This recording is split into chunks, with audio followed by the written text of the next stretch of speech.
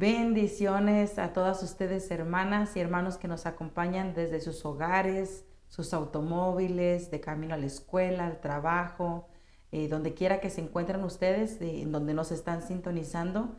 Gracias por permitirnos entrar hasta tu hogar o hasta tus actividades. Gracias por acompañarnos. Confío en el Señor que has tenido muy buen fin de semana y que lo has aprovechado al máximo, que lo has aprovechado para darle a Dios lo mejor de ti, ¿verdad? En esta mañana estamos agradecidos con Dios por su misericordia.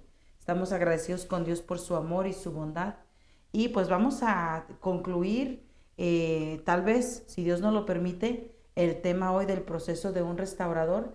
Y si no, pues vamos a continuar con el tema. Vamos a ver hasta dónde podemos llegar el día de hoy. Amén. Entonces, ahí donde tú estás, abramos con una palabra de oración para que el Señor nos ampare en esta mañana. Padre, en el nombre de Jesucristo, en esta mañana te doy gracias. Te doy gracias, gracias, gracias, Señor, porque eres bueno y tu misericordia es para siempre. Te doy gracias por tu bondad, te doy gracias por tu amor, te doy gracias por tu favor, te doy gracias por esta mañana en la que puedo despertar, no solo yo, Señor, sino también los seres que amo. Gracias por mis hijas, gracias por mi esposo. Gracias te doy, Dios, porque eres bueno. Gracias te doy, Señor. No hay nadie como tú. Te alabo, te exalto, te doy gloria, honra y alabanza a ti, Rey de Reyes. Te ruego que en este inicio de semana hables a mi corazón. Te ruego que en este inicio de semana hagas sensible mi oído a tu voz. En este inicio de semana permíteme dar pasos de obediencia en el nombre de Cristo Jesús. Gracias, Dios del cielo. Amén y amén. Hermanas, el Señor me las bendiga. Pronto voy a estar tocando un tema acerca de armas de guerra. El Señor me ha estado enseñando un par de cosas en estos últimos días y es algo que les quiero compartir. Es algo que a mí me ha costado aprender durante los últimos 15 años y yo le quiero ahorrar a usted un poco de tiempo, ¿verdad? Entonces, mire, vamos a hablar acerca del tema del día de hoy, que es el proceso de un restaurador. Por la gracia de Dios hemos estado aprendiendo de que el sacerdocio lo estableció Dios. Él dijo, yo quiero levantar de ustedes una nación santa, una nación diferente, una nación que se guarda para mí, una nación que me obedece, una nación que yo la amo y ella me corresponde en su amor y será un pueblo de reyes y de sacerdotes.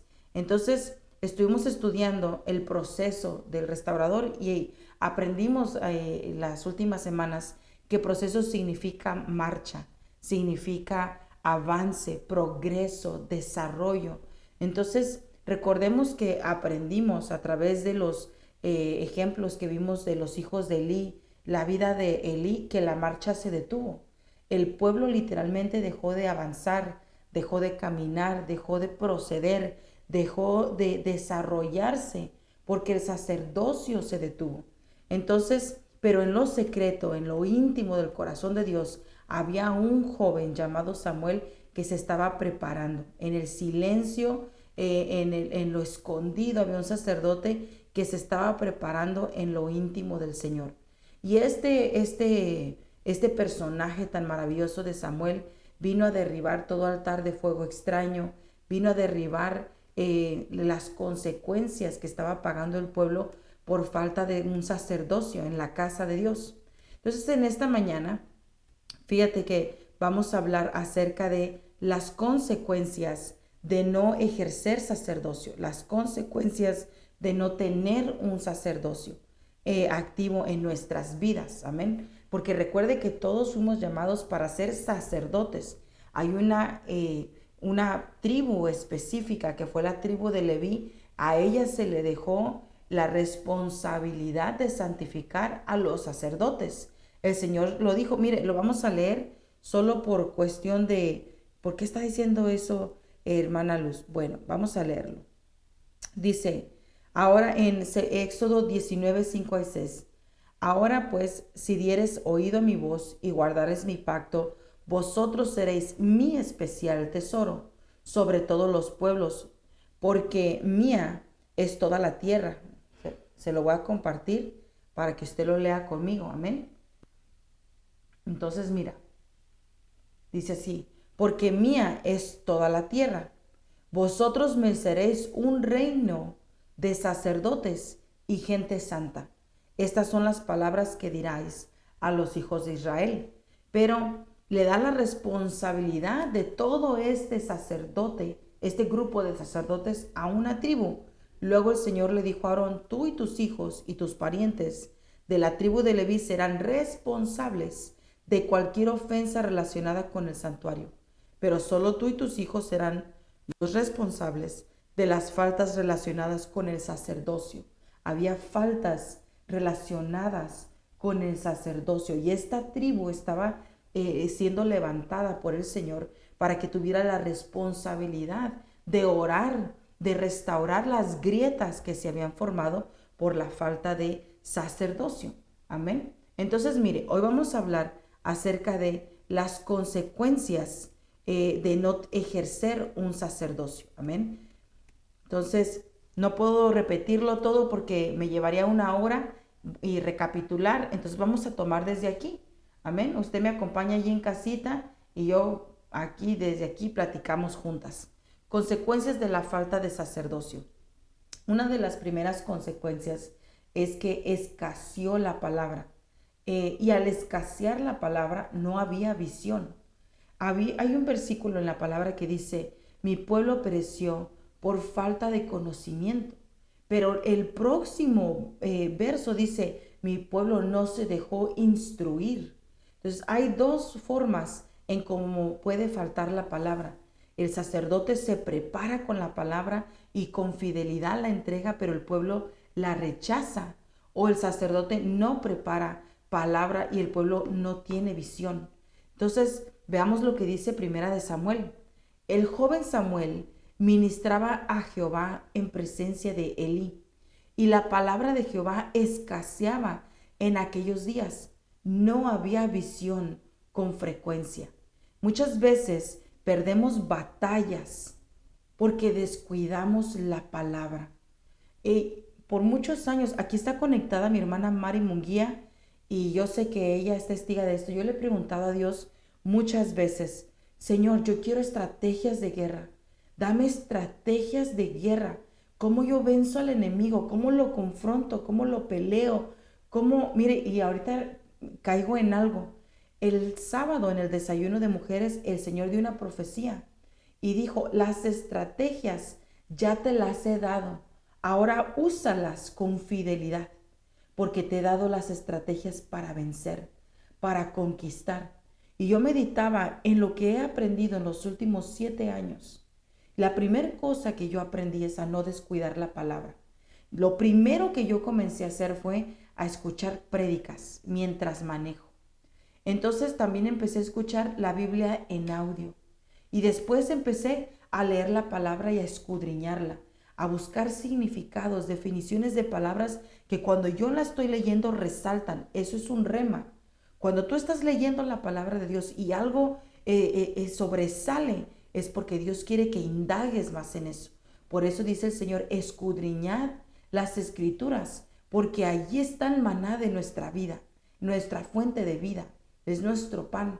La palabra fortalece los huesos, la palabra vivifica el alma, la palabra nos limpia, nos lava, nos restaura, la palabra nos sostiene. Y lo más maravilloso que yo logré entender en estos últimos 7 años es que Jesús es la palabra. Jamás voy a olvidar el día que leí Apocalipsis 13:19 y decía, y su nombre es la palabra de Dios. Y eso resaltó bien fuerte. ¿Y el nombre de quién? Después leí, y el nombre de Jesús es un nombre que es sobre todo nombre.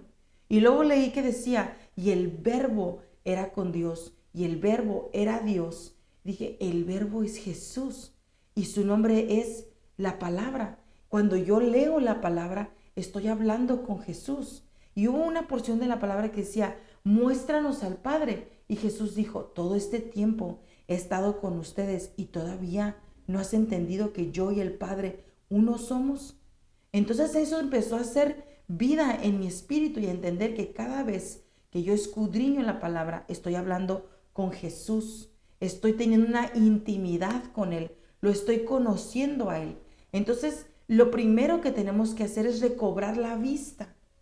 Jesús, Jesús, Jesús, que recobre la vista, por favor. Y Jesús a otro, ¿qué es lo que deseas? Cuando iba caminando le decía, Jesús, hijo de David, y él se detuvo y le dijo, ¿qué necesitas? Que recobre la vista, si quieres puedes sanarme. Y Jesús le dijo, quiero. Y el Señor lo sanó, recobró la vista, le abrió los ojos para que tuviera ese encuentro personal con el Hijo de Dios, con Dios mismo. Entendamos que Jesús es Dios, Jesús es Dios, amén. Cuando perdemos la vista, cometemos muchos errores, cometemos pecados, unos que son perdonables y muchas veces caemos en pecados que no lo son, porque empezamos a negar a Dios, empezamos a negar su presencia, empezamos a caer en apostasía sin darnos cuenta por el descuido de la palabra. Y tenemos nombre de que vivimos, pero hay muerte, porque la palabra no está vivificando nuestro ser y eso provoca juicio, porque nos convierte en perversos. Una persona perversa es la persona que sabe hacer lo bueno y no lo hace. Una persona que sabe lo que Dios le pide y no lo hace. Lo que Dios le agrada y no lo hace. Sabe que Dios le está pidiendo cambios y no los hace. Mira lo que dice Primera de Samuel 3:13. Y les mostraré que yo juzgaré su casa para siempre por la iniquidad que él sabe. Mire, porque sus hijos han blasfemado a Dios y él no les ha estorbado. Lo voy a leer una vez más. Y le mostraré que yo juzgaré su casa para siempre. ¿De quién está hablando? De Elí. Elí era el delegado, el sacerdote delegado para presentar ofrenda a favor de aquellos que habían pecado, de corregir el pecado. Pero Elí dejó de usar la palabra, lo leyó en el verso pasado, en Samuel 3:1. Descuidó la palabra y cuando hay un descuido en la palabra no se puede corregir, no se puede disciplinar, no se puede instruir. Entonces dice que Elí, por la iniquidad que él sabe que estaba actuando en maldad. La iniquidad es relacionada con la maldad porque sus hijos han blasfemado a Dios y él no les estorbó. Elí nunca estorbó el pecado de sus hijos. Nosotros tenemos que aprender a estorbar el pecado de nuestros hijos. A ver, ¿a dónde vas vestido así? A ver, aquí se te nota mucho esto, acá se te nota mucho el otro. Tápese aquí, esa camisa no te la puedes poner. Esos logos no te los puedes poner. Esos aretes no los puedes usar así. Ese maquillaje está muy pesado. Tenemos que aprender a estorbar. Eso no lo puedes ver aquí. Eso no se puede jugar aquí. Mire, yo recuerdo hace un par de años, mis hijas me pidieron un Xbox. Mi deseo era que mis hijas estuvieran contentas en la casa, que nunca tengan el deseo de buscar lo que necesitan afuera. Les di mi tarjeta, fueron, compraron un montón de juegos, compraron el Xbox. Cuando vi el bill, yo dije, Dios mío, en la que me metí. Pero dije, no importa, lo que importa es que estén en casa, que estén contentas, que no estén pensando en irse. Empieza en los primeros 2 días, yo empiezo a mirar los videojuegos y dije, no lo puedo tolerar. Y le dije a mi esposo, me regresas el juego y todo lo que vino con él. Y es, no, pero que está buenísimo, que miras, que tú no entiendes. No. Bueno, hubo una joven que empezó a jugar videojuegos en esa misma etapa. Ahorita esta joven está sumergida en una depresión profunda. Está sumergida en un abandono total, en una depresión que ella siente que no puede salir de ella y hasta ha intentado quitarse la vida. Entonces yo me pongo a pensar, ¿y si yo no hubiera estorbado eso en mis hijas, cómo estuvieran hoy? Entonces me ayuda a pensar, bueno, tal vez hay otras cosas que necesito seguir estorbando en ellas. A veces pensamos, ya son adultas, ya no tengo que decirles nada, ya saben lo que hacen, ya les di la enseñanza, ahora es responsabilidad de ellas. Pero los papás, nunca dejamos de ser papás. Tenemos que corregir a nuestros hijos, pero tenemos que hacer la obra de corregirnos a nosotros mismos también. Porque si nosotros no nos corregimos, lo primero que ellos van a hacer o decir es, pero tú también lo haces, pero tú no te corriges, pero tú no lo cambias. Entonces tenemos que tomar responsabilidad en nuestro sacerdocio y enseñarles a nuestros hijos el sacerdocio adecuado. Mire, esta mañana tuvimos un fin de semana bastante agotador, bastante ocupado. Suena la alarma y yo digo, me levanto a orar. Ay, la verdad que quisiera estos 5 minutos más de sueño.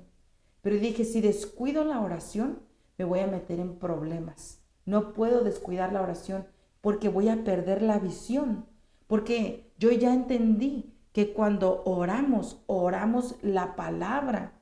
Entonces, cuando oramos la palabra, hay respuesta en nuestras oraciones.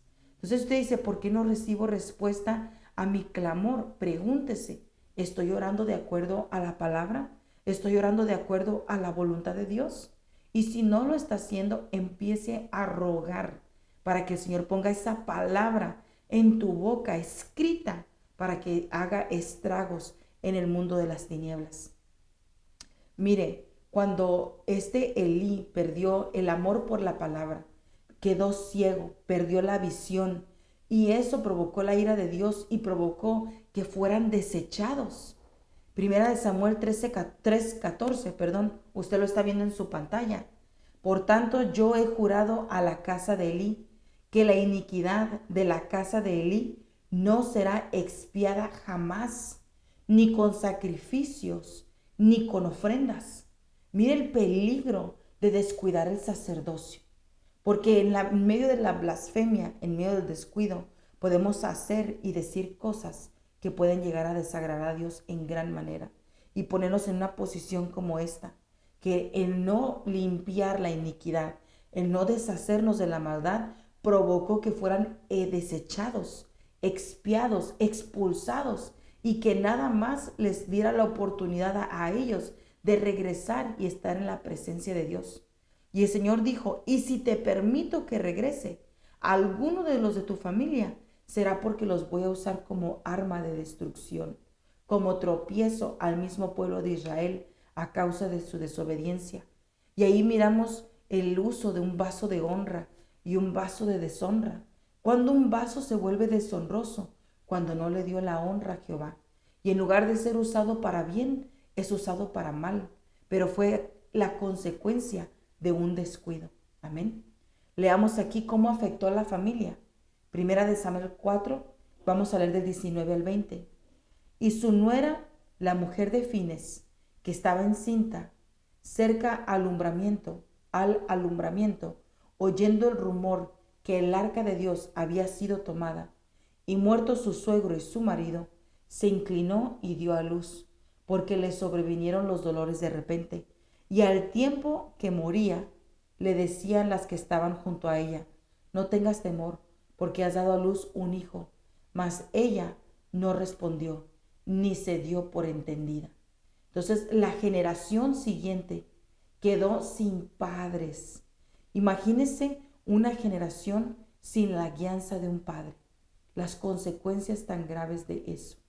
Entonces, cuando no hay papás, mire, dicen los estudiosos que cuando un bebé nace es bien importante el toque materno, porque en ese toque materno se desarrollan los sentidos a través de las neuronas. Usted toca la piel manda una señal al cerebro, las neuronas se activan y se empiezan a desarrollar la inteligencia, el amor, la empatía, la misericordia a través del toque. Entonces, por eso es que el toque de una mamá es bien importante. Por eso la mamá debe de sostener al bebé en sus brazos. Está creando seguridad, está creando confortamiento, está creando identidad, está dándole al niño, ¿cómo le quiero decir? Se me fue la palabra, pero si me acuerdo se la digo. Amén. Pero la más importante es identidad. Está desarrollando cuerpo, alma y espíritu en un sentido íntegro. Amén. Entonces, mire, cuando la mamá fallece y el niño, desde ahí ya quedó afectada la genética de Eli. Amén. Entonces, toma decisiones el resto de tus días pensando en tus hijos.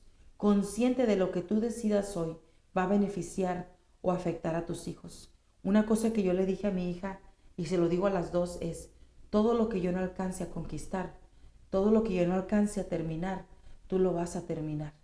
Pero ahorita yo te voy a enseñar cómo, con el ejemplo. Entonces, nos estamos esforzando. ¿Nos ha costado? Sí, nos ha costado. Pero estamos luchando, no contra el mundo, contra nosotros mismos, contra la carne, contra el deseo. Ay, no me quiero levantar. Ay, no quiero orar.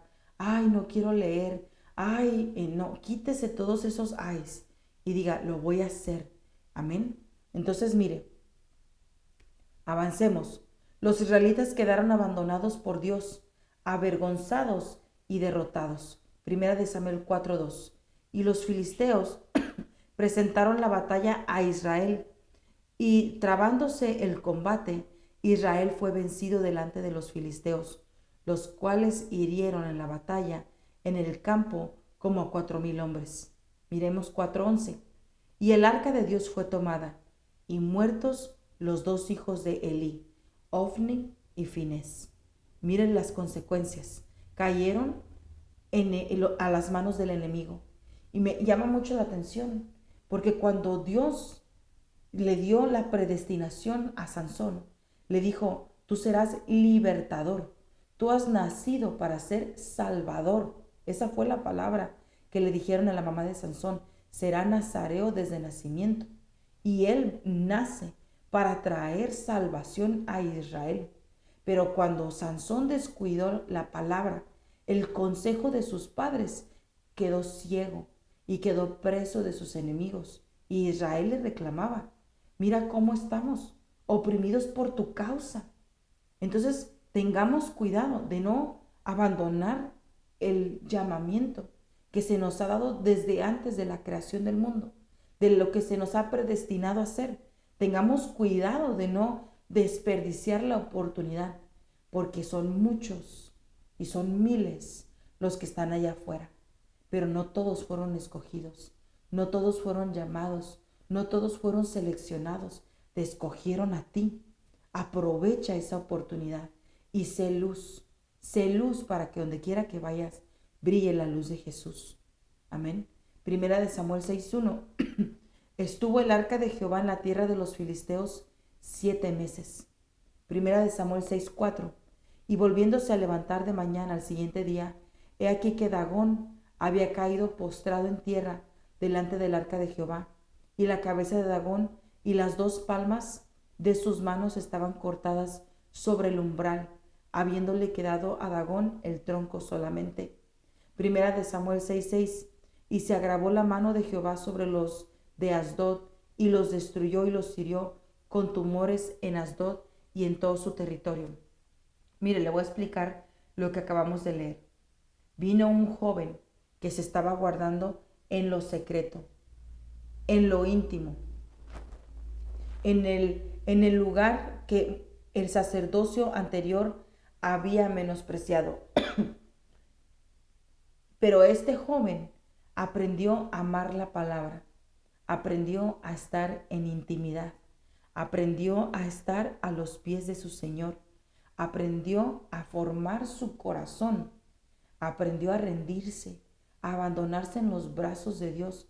Era un niño cuando fue puesto en la casa de Elí, y aún así, en medio de su niñez, cualquiera pudiera llamar inmadurez, pero en el proceso de su preparación como restaurador, él decidió hacer cada decisión correcta. Este Samuel nos da el ejemplo de cómo se ve un restaurador. Ya no tengo tiempo para entrar a ese tema, lo voy a tomar el próximo lunes. Entonces yo creo que el próximo lunes vamos a terminar el tema del proceso de un restaurador. Si usted quiere regresar al principio de este tema, son 2 lunes atrás, para que usted vea el desarrollo del proceso de un restaurador. Amén. Desde ya les doy gracias a todas. Tengo 2 minutos para despedirme. Quiero contarles una cosa. Hemos movido el chat de WhatsApp de intercesión por los hijos a una aplicación que se llama Band. Yo voy a poner la foto de la aplicación en la página En Busca de Virtud. Usted baje la aplicación en su celular y voy a poner el link donde usted lo presiona y automáticamente lo va a mandar a ese grupo de intercesión. Lo he movido a ese grupo de intercesión porque el grupo es privado. Amén. Es literalmente para interceder, pero a través de ese grupo podemos hacer videos lives y la intercesión va a quedar grabada. Amén. Entonces, vamos a seguir adelante. Amén. Oremos. Oremos. Acompáñame a orar. Padre, en el nombre de Cristo Jesús, en esta mañana te doy gracias. Te ruego misericordia y bondad. Te ruego sabiduría, Señor. Permite que no abandonemos tu palabra, sino que la amemos, la atesoremos y vivamos de acuerdo a ella. Redarguye mi corazón en donde no estoy haciendo lo bueno, lo justo, lo correcto, lo verdadero, para que no te deshonres, Señor, sino que al contrario, al entender, Señor, lo que pides de mí, lo que esperas de mí, Señor, me alinee a tu corazón. En el nombre de Cristo Jesús te doy gracias por mis hermanas. Bendícelas en el nombre de Jesús. Amén y amén. Hermana, te bendigo en el nombre de Cristo Jesús.